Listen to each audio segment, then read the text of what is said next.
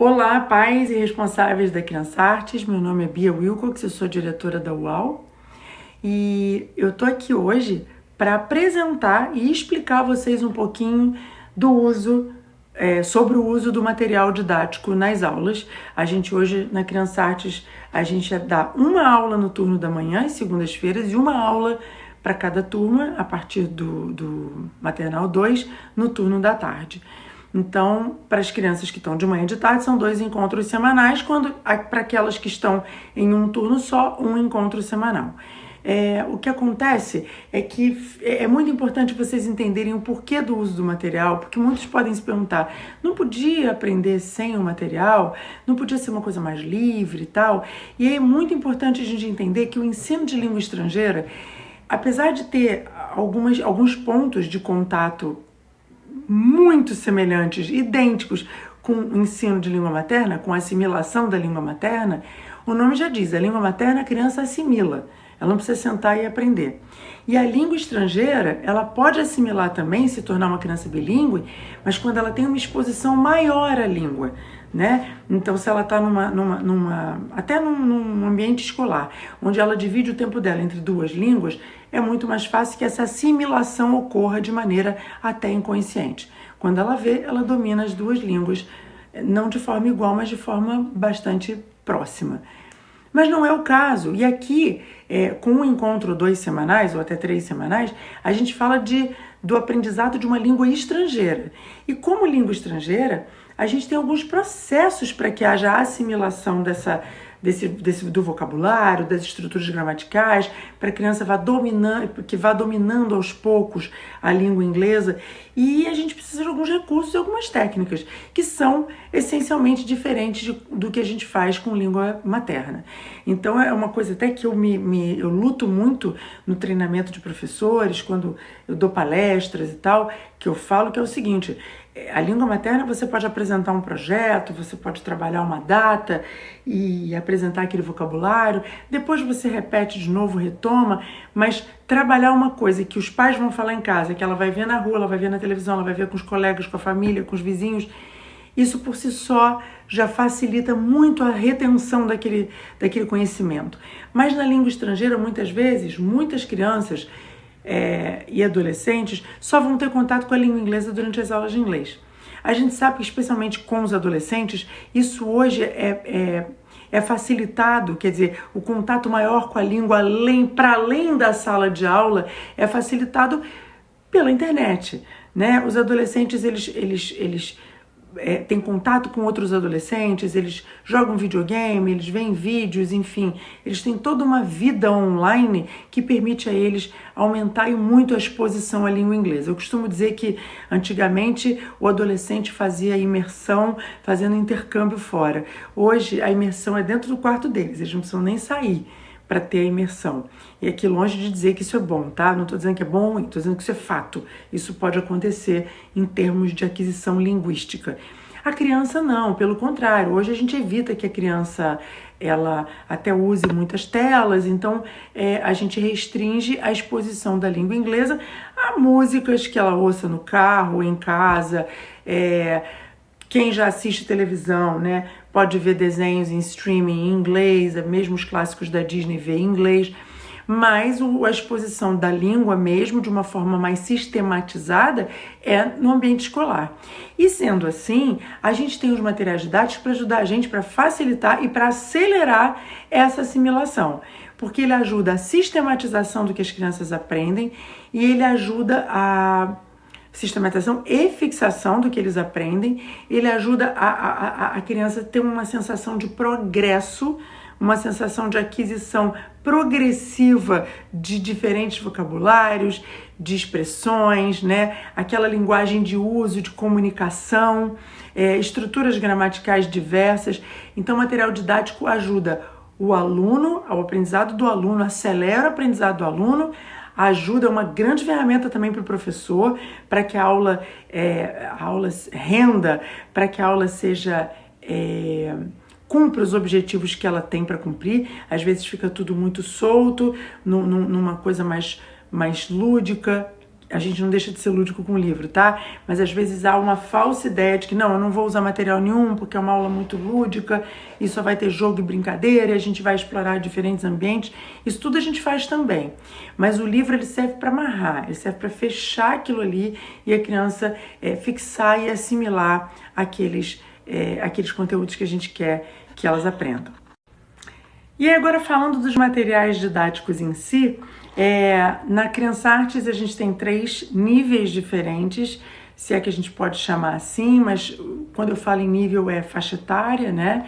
E aí a gente tem 3 materiais. Esse aqui, que a gente chama de Toddlers, que é um material feito em P&B, preto e branco, de propósito, né? Onde a criança vai ter mais liberdade, ela vai explorar mais, a gente explora conhecimentos muito básicos, como a gente faz com crianças, inclusive nativas, né? Quando os pais, sejam americanos, australianos, ingleses, eles estão começando a ensinar aos filhos deles, eles também usam os mesmos vocabulários.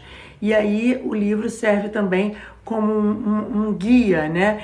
Para que a gente possa ter, eles tenham as referências das músicas, das cores, dos números, né? De alguns vocabulários que eles vão aprender nessa fase. Não, nem tudo que eles... Vamos lá. Tudo que eles aprendem está no livro, mas eles vão aprender muito mais do que o que está no livro. O livro é um guia do básico que a gente tem aqui como referência para ir até o final do ano trabalhar, reforçar, repetir para que eles aprendam. Depois a gente tem no segundo nível esse livro aqui, que é da série também ThinkBox. Esse já é trabalhado com cor e com muitos comandos, né? Quando a gente trabalha... esse livro tem fotos, mas a maior parte das ilustrações são desenhos, tá? Tem fotos sim, principalmente quando a gente trabalha com comida ou com algumas coisas mais que a gente quer que sejam mais realísticas para os alunos. E aí a gente tem o último, que é esse aqui, que também seguindo a mesma linha, são trabalhos de listening o tempo inteiro. Eu vou explicar sobre isso. Qualquer outro trabalho que a gente faça, e a gente tem nesses livros, o livro é interdisciplinar, a gente aborda outros conceitos de outras áreas do conhecimento, né, como ciências, a gente tem uma parte muito voltada à sociedade, ética, né, o comportamento, o que é bom e o que é ruim, sem querer ser maniqueísta, mas é muito legal para eles começarem a ter essa noção de que vivem, né, em grupo, e nesse grupo eles têm algumas regras, né? E a gente tem, por exemplo, essa página aqui, ó, que são, a gente fala do planeta Terra, tá vendo? Aqui, por acaso, são fotos, ó. A gente fala do planeta Terra e a gente fala de habitats, aí a gente fala de arte, a gente apresenta vários artistas dos mais diferentes e, de novo, o livro é um guia. A gente faz trabalhos de arte com eles em mural, folha branca, em tinta, né?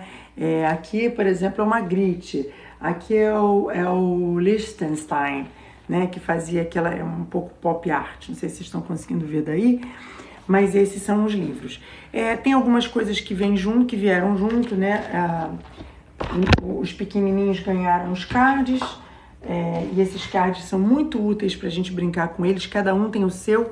Eu até aconselho que se coloque as iniciais ou o nome todo. Essas ilustrações que estão no baralho, elas são os nossos personagens, porque eu sou autora de livro infantil e existe uma turma, tá vendo? Essa turma aqui é a W Street Family, é a família da W Street. Confesso que me inspirei um pouco no Sesame Street, que eu era louca, sempre dei aula com Sesame Street. Quando era criança assistia Vila Sésamo e me inspirei. Então, uma família incrível, é uma tia, 2 sobrinhos e vários amigos. Trabalham a questão da diversidade, da inclusão, né? Essa tia, ao mesmo tempo que ela é geek e ela é uma tia muito antenada com as novas tecnologias, ela é uma pessoa muito voltada para as questões ambientais, sustentabilidade. Então ela ensina eles a cuidar da comunidade, a cuidar do planeta, ensina a plantar, a fazer jardim com plantas que podem ser usadas na cozinha, na culinária, na medicina, ensina eles a fazer chocolate orgânico. As histórias são muito legais, 2 inclusive já são vendidas e, para minha surpresa, foram compradas num número muito surpreendente nos Estados Unidos, nas bibliotecas públicas e em algumas escolas, bibliotecas de escolas dos Estados Unidos. Isso me deixou muito feliz. As nossas crianças vão ter contato com esses personagens, né? Todos começam com W, isso é muito interessante. A tia é Aunt Wanda, com W. Aí tem os sobrinhos que são a Winnie e o Watson. Tem até o gatinho, é o Winston, e por aí vai, os amigos também. Will, Wonder, que é uma menina mexicana, é muito legal, tá? Eles também têm um Tangram, que eles recebem para montar. Eu aconselho que vocês cortem com eles em casa e guardem no envelopinho, onde vocês queiram, porque a gente vai propor várias atividades com o Tangram.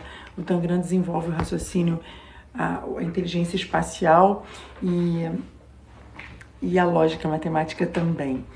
E os professores têm muitos recursos em sala, tá? Vou dar exemplo de alguns, que eles trabalham em salas, suas crianças mexem nesse material, só que ele não é individual, ele é coletivo.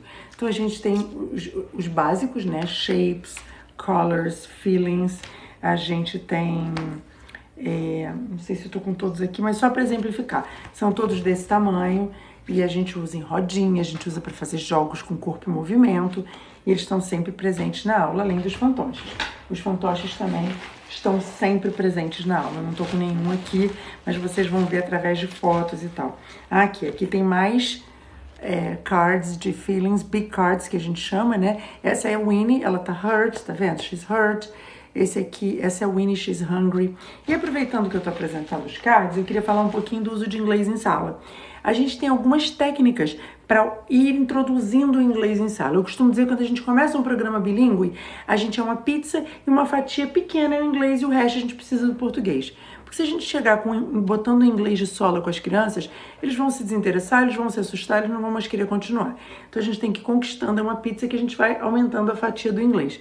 Quando o projeto está avançado e quando a gente consegue trabalhar da maneira como a gente se propôs, e isso sempre acontece, a fatia da pizza do inglês é enorme e a fatia do português é pequenininha. A gente nunca vai deixar de precisar usar, né, o português em sala. Quando a criança precisa, tá com uma dor de barriga, tá se sentindo mal, tá com saudade da mãe, ou tá com um problema em casa, ela precisa da língua materna, o nome já diz, né? Maternidade, materno, afeto. Ela precisa de uma língua afetiva para ela, que diga respeito aos sentimentos, que acolham esses sentimentos. E não só nessas situações, mas até em situações alegres. Às vezes é preciso usar a língua materna.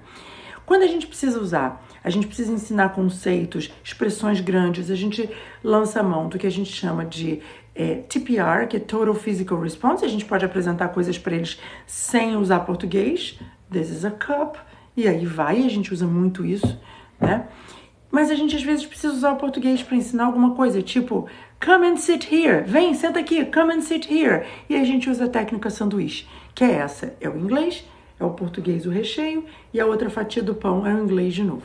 Então isso se vocês assistirem a aula, vocês vão ver que a gente lança a mão da técnica sanduíche e dá muito certo.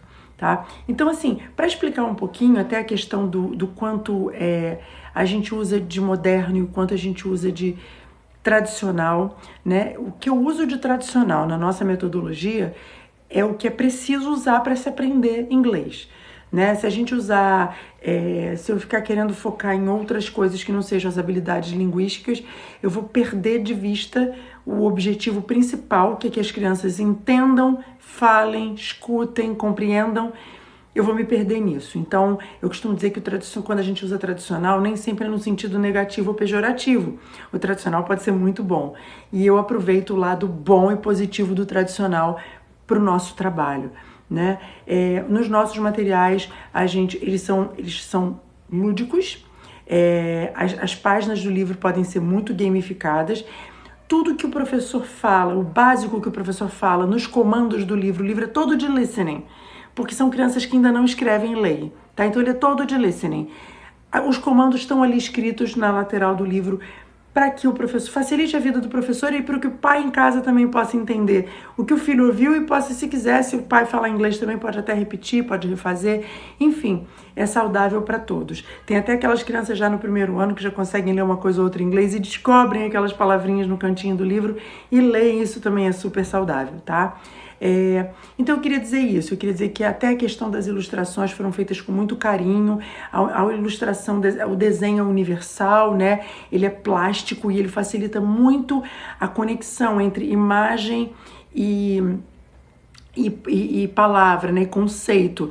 Então ele une essas coisas com muito mais facilidade, né? Às vezes a gente, por usar uma figura, a gente até dispersa a atenção do aluno no que a gente quer focar, e língua estrangeira tem que ser assim.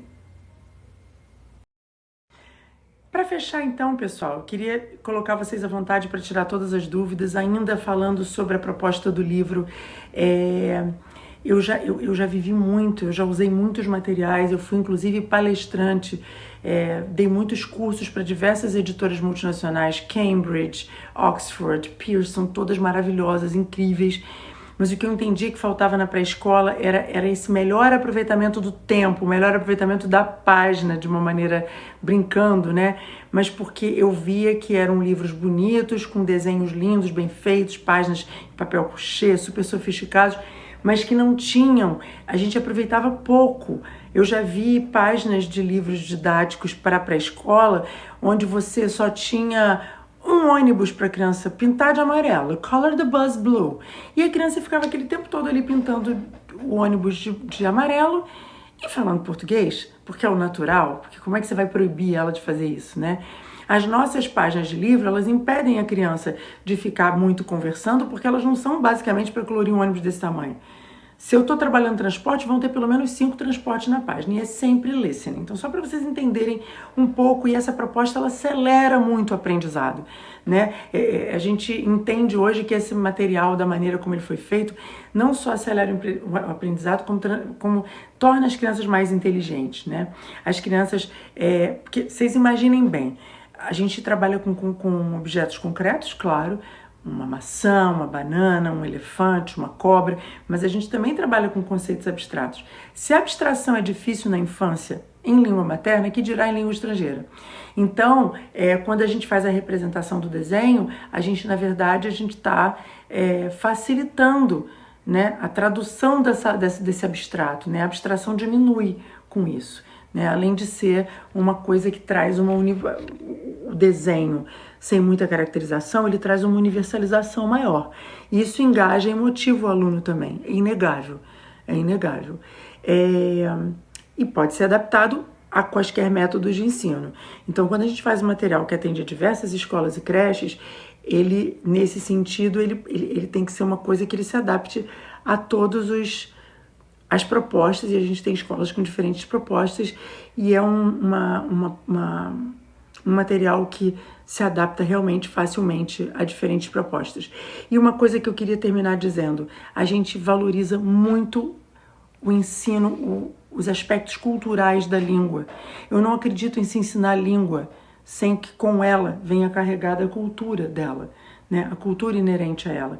Então, eu não imagino trabalhar a língua francesa sem falar da Torre Eiffel, sem falar de Paris, sem falar de tantas outras coisas, como na língua inglesa a gente trabalha aspectos, as datas comemorativas da língua inglesa, as coisas que são importantes, um pouco da história, né, do povo, e a gente trabalha arte e cultura demais, porque, especialmente quando se fala de inglês, o inglês é língua franca, o inglês é a língua de comunicação, até onde eu sei, a maior língua, a língua mais falada em termos de comunicação entre países, né?